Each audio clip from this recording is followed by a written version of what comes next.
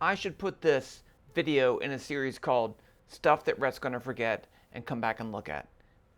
Two things I'm going to do today. Number one, how to make a normal distribution in VPython. Just a reminder, I use VPython because it's already installed. You just run it in a browser. It's very simple. It has good graphing. It has good 3D stuff. But it doesn't have everything you need. It doesn't have histograms. It doesn't have normal distributions. So I'm going to make both of those things at the same time, because what better way to make a histogram than to plot a normal distribution, right? I mean, I'm not going to plot a flat distribution, because it's no fun. I want to make a histogram and I want to make a normal distribution. Neither of those are in VPython. Just a reminder, you can get those in VPython if you run real VPython in your local computer. And then you can import matplotlib, you can import random, you can import numpy and all that other stuff. But that's not the way I normally do it. Let's get to it. Okay. I wrote this down because I'd forget. So just a reminder that, a normal distribution has if you plot a histogram, it should look like that. But a flat distribution looks like that. In VPython, we only have one way to make random numbers, and that's random. Random gives you a number between 0 and 1. So we have to use that to make our normal distribution. Now, there's such a thing called a Box-Muller transform, and that's what I'm going to use. So it's on Wikipedia. So in this case, you generate two random numbers between 0 and 1, and they call them U1 and U2, and then those two are transformed into a normal distribution with this formula right here. -2 natural log of U1 times the cosine of 2 pi times U2. Now, and that gives you one with a standard deviation of 1 unit. So actually, we can change this. Z, and you could use sine too. Z0, I'm going to put sigma right there, where that's the standard deviation of our distribution. So we can change that if we want to. Okay, so let's build this as a function in Python, and then I'll talk about histograms. So the two-part video. Part one, switching to VPython now. Actually, I already did. Okay, zoom in, zoom in, zoom in, blank page. So let's just define a function, def, and of course we should call it normal, right? Because it's a normal distribution. And I'm going to give it one thing. I'm going to give it the standard deviation. So I'm going to call that sigma t. I always like to add t's in my functions because, if you use a variable in a function and use it other places, it should, in theory, be fine, but it won't always be. And I get scared. I'm not really, I don't know if you knew this, but I'm not actually a computer programmer. Okay, there, it's out there. So the first thing I need to do is generate those two random numbers, just like in the Wikipedia page. I'm going to use U1 equals random. So random parentheses returns a number between 0 and 1. That's exactly what we want. U2 equals random. And now I can just calculate Z0. Z0, I'm going to call it that because that's what they call it. It's sigma t times the square root of -2 times the natural log. And if you can't remember, let me show you this because we're going to come to it later. If I go over here to the VPython documentation, okay, this is the web page for VPython documentation. And I scroll down, you can't really see it, math functions. And I want to do log. Log, L-O-G, is the natural log. Got it. Okay. Just letting you know, I'm not just making stuff up. Okay, so natural log of U1. All that times cosine 2 times pi times U2. That's it. And then let's return that value. Return Z0. So let's just print a couple times. Print normal with a sigma of 1. And then I'm gonna do that. You can't really tell, right? But I'm gonna copy that, paste. Oh, normal. How did I get rid of the L? I gotta copy it again. Copy, paste, and let's just run that. Let's just see. And we can't really tell by looking at that whether it's a normal distribution or not. But we could say it. Yeah. I mean, who knows, right? I can't see. But one, it's just 3 numbers, and 2, I can't like numerically see how these numbers are distributed. So it seems that we have a normal distribution generator, possibly. Okay.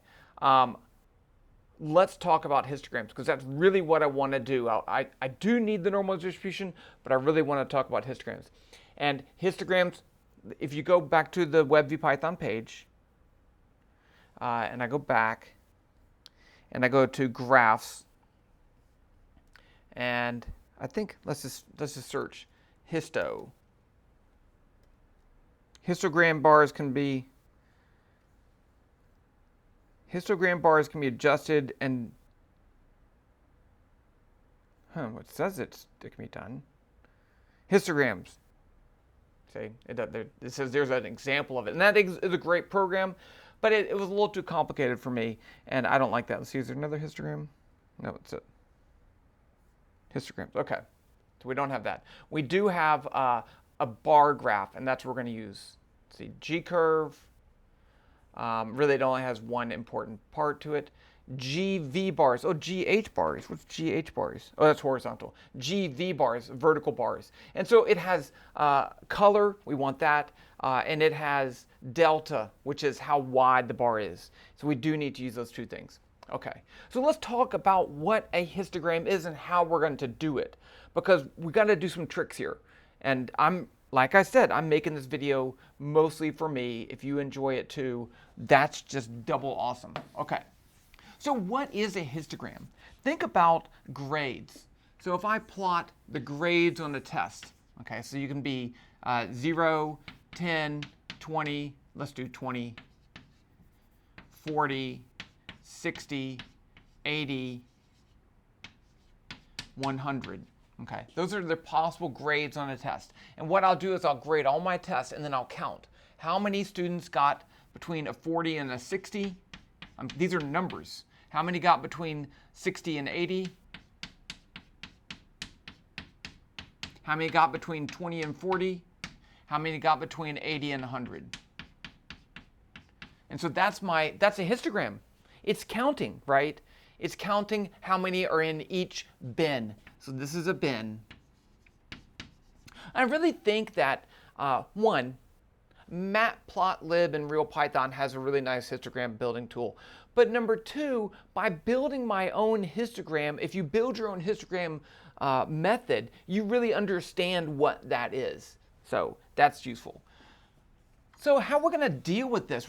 I can generate all these numbers with the normal distribution, right? So it's going to be n equals, let's say, 100. I'm going to make 100 numbers, and I can generate them randomly, and I get a distribution, and that's cool.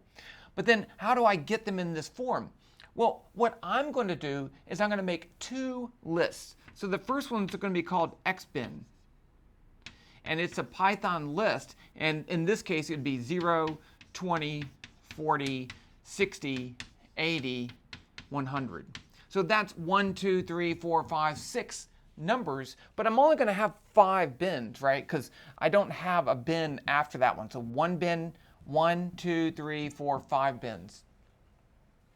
So those are the numbers of my bins. And then I'm going to generate a score. And I'm going to have a score bin. It's not really a score. Let's just call it scores. Let's call it, I don't know what, it's called FS. I don't know what I'm going to call it. I'm going to call it FS. I'm going to start off with this as 0, 0, 0, 0, 0.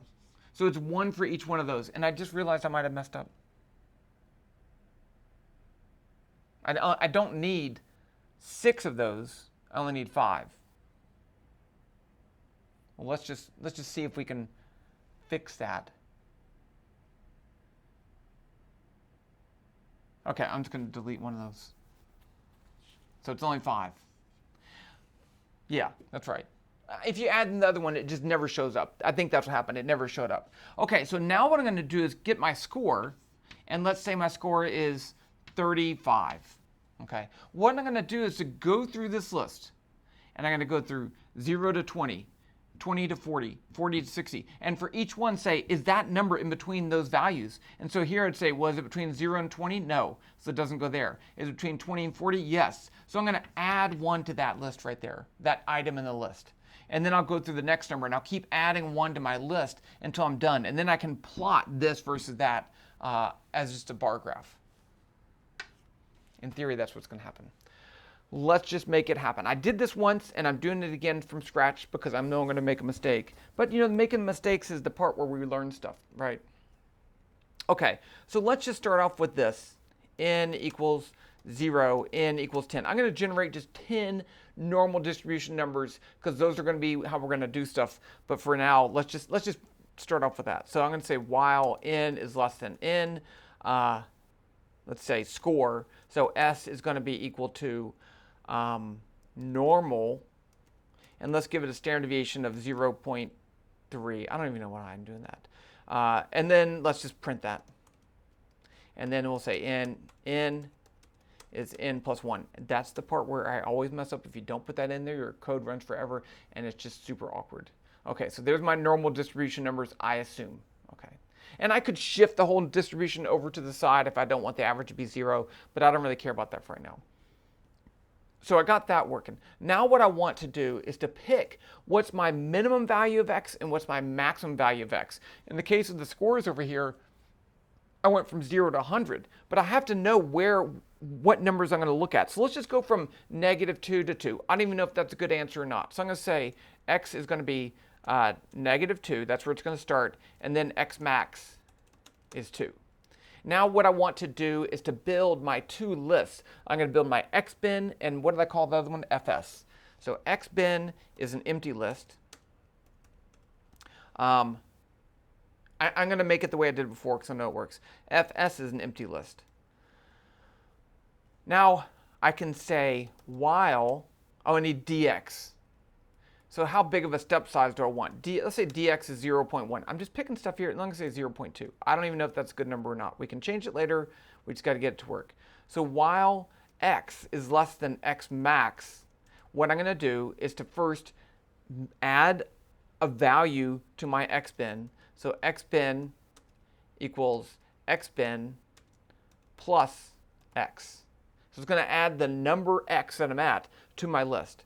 And then I'm going to say fs is equal to fs plus 0. So they're all going to start off at 0, right? Because I have 0 counts. I'm just making the empty list. And now I need to move x. X equals x plus dx. And let's just print that. Let's not print this. Let's print x bin. Let's just see if it works. Okay. Yeah, so that seems like it goes from -2 to 2. I'm happy. And again, you can build arrays in NumPy for real Python, which we don't have. We only have lists here, so we don't have arrays. We only have lists. We're constrained, but it kind of makes it fun to do it this way. Okay, so now what I do, I want to go through, and when I'm making a random number, I want to find out where to put it. Okay, so what I'm going to do is right here is to make a loop. I'm going to go through the x bin list. So for I in range, the length of x bin. So this will go through the items in x bin and call it 0, 1, 2, 3, and so forth. And in fact, I don't want to do the whole thing because I won't be able to. I'm going to actually do one less. I'm going to do one less, right? And so that's going to leave that f, that last f of 0 will always be 0, and I don't even care. So it's fine. So I'm going to go through there, and each one's going to be called I. Now what I want to do is take my s value and see where it fits. So if s is greater than x bin I and s is less than x bin I plus 1. So the next one. So if it's greater than the value and less than the next value. And I have to do that, right? Because if I don't do that, I'll go through and I'll add 1 to every one that's greater than it. I need to say just that bin. There's other ways to do that, but this is the way I decided to do it. So if that's true, then I'm going to add 1 to that f, what am I calling, fs value. So fs of that value I is fs of that value I plus 1. So I've added 1 to its little number in there. That's all I'm going to do. So that's it. So I've made my populated my counting function the FS. And I have my bin function. So now I just need to do is to plot that. So down here, let's just say for I in range length of x bin, because I need to do that because I need 2 values in there. Did I do F1? No, I didn't. Let's make our graph up here. G1 equals graph, title equals histo test. X title is score, or whatever you want to call it, and Y title would be equal to count. And let's give it a width of 400, 400, height 200. Now I need to make my thing to plot. F1 equals GV bars, and then I need the width. Okay, actually down here, let's cut that. Let's put the width down here because I want to declare that F1 equals GV bars, delta equals dx, right? Because now the width of my bar is the same as the width of my bin. So that it's going to match. You can change that if you want. You can make them bigger, you can make them smaller, but whatever. And I like the color blue. Color equals color.blue. So down here, I'm going to plot f1.plot. My horizontal variable will be xbin I. My vertical variable will be fs I. And I don't need to increment I. That's what the whole for loop does. I don't even know if this is going to work. Let's just see. Okay. I think it worked. I claim that worked. Now that's only 10, right? I only did 10 things. Let's do 100. It looks normal-ish, but it's not going to be exactly normal because there's random numbers involved, right? So I think I won. Let's just do 100. Histogram. I did it. Let's do 1,000. Let's do 1,000 and let's change this to 0.05. Let's see what that. Nice. Okay. Again, code for this is down below. If you want to copy and paste it's not a whole function, right? Because it's not one function for creating histograms, because you have to do a little bit of work how to populate that counter. But still, copy the code, reuse it if you want. I made it for you. I really made it for me in the future. Hello. Hope you're doing well, Rhett. But there you go. Normal distributions, histograms. Code down below. That's it. Bye.